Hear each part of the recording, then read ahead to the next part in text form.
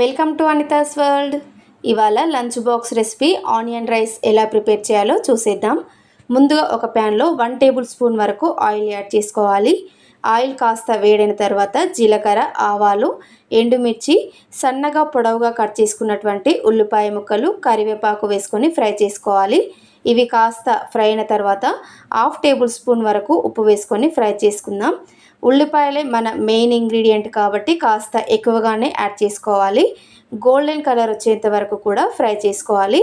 ఇవి బాగా ఫ్రై అయిన తర్వాత చిటికెడు పసుపు, 1/2 టేబుల్ స్పూన్ వరకు అల్లం వెల్లుల్లి పేస్ట్ వేసుకొని ఫ్రై చేసుకోవాలి.